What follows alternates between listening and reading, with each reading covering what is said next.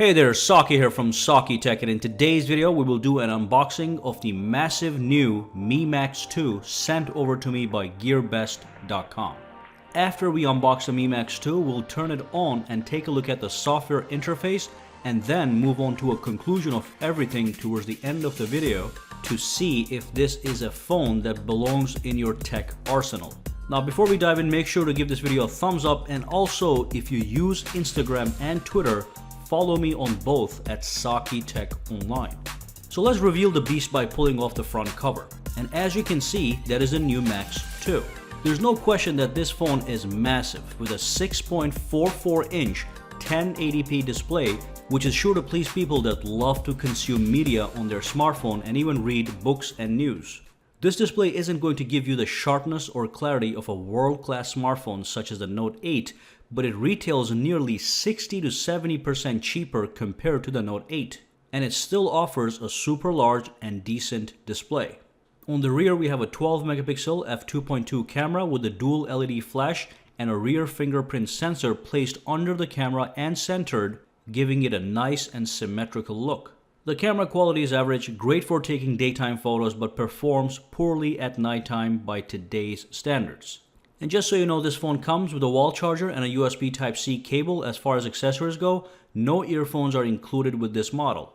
Other quick specs you need to know about this phone are that it has a Snapdragon 625 processor with 4 GB of RAM and 64 GB of internal storage.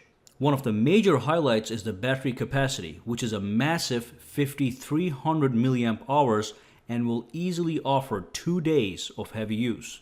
On the left side of the phone, we have a dual SIM tray with a slot reserved for a microSD card that allows for an additional 256 gigabytes of storage if required.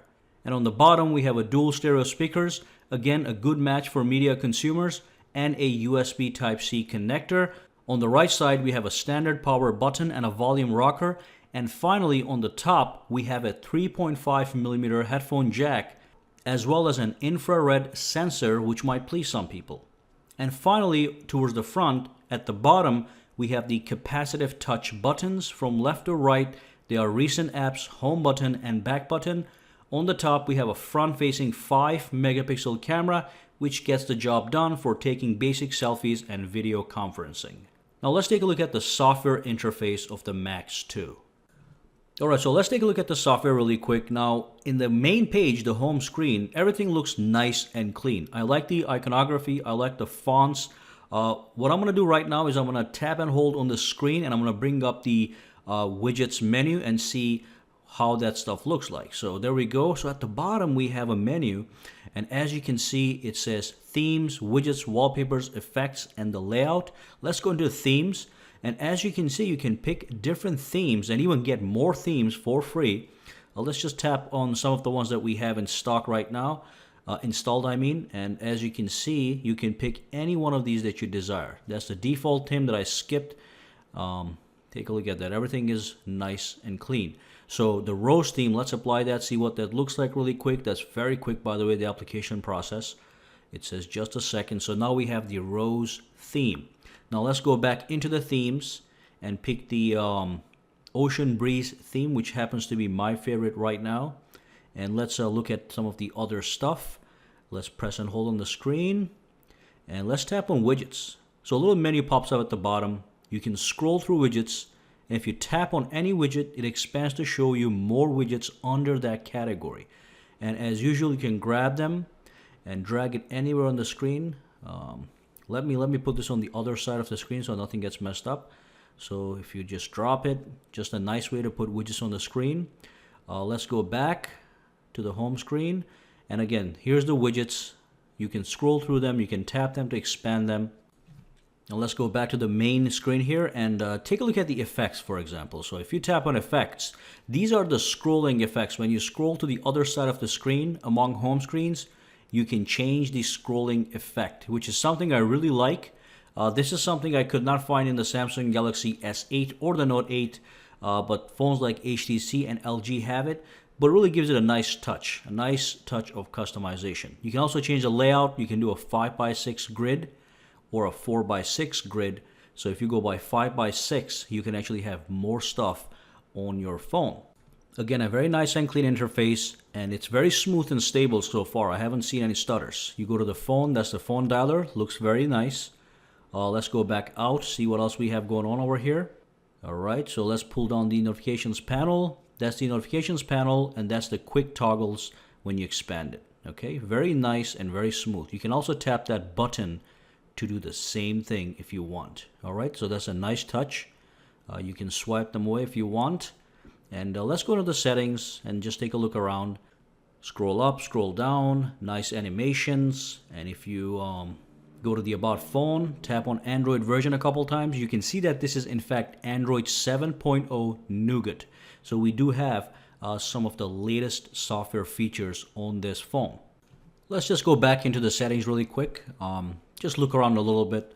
Let's go to display and see what options we have there. As you can see, we have the reading mode, which is a mode we find on a lot of the high-end phones.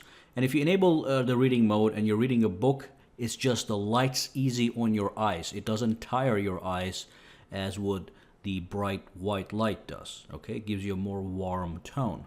And then we have the themes. Like I said, you can access them from here, but you can go to the theme store and download so many more themes. So take a look at all these themes. Okay, most of them are free, it seems. So that's a good theme right there. We have one up there. That's an anime theme. And then it's a really big store. So take a look at that. What a nice and clean theme. So you can download these and apply them to your phone, and they're very quick, as you saw when I changed them. Okay, you tap on the folders. They expand really nice and smooth. Nice animations. If you pull down on the screen, it brings down the notifications panel. Pull down on the screen and brings down the notifications panel. So that's a nice way to use your phone also. These things help sometimes. And that's basically it. That's the software, and that's what I want to take a look at. Nice and smooth. So the three main attractions of this smartphone are its affordable price point of approximately $300, its massive 6.44-inch 1080p display, which is great for consuming media, reading books, news, etc., and its massive 5300 milliamp hours battery capacity that will literally give you over 2 days of battery life. I'll be honest, it's a very enticing package. Now it does have a mid to low range mobile processor, which is a Snapdragon 625 processor.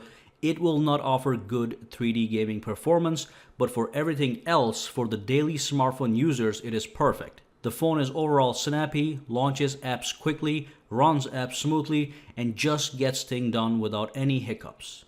And of course, it does have 4 GB of RAM to handle multitasking as well. The image quality from the rear cameras is nothing compared to the Galaxy S8 or an iPhone 7 Plus, but that's why it is almost 60 to 70% cheaper. You can still go out and have a great photo shoot with your buddies in daytime, but don't expect to get top-class low-light performance from the camera or razor-sharp images.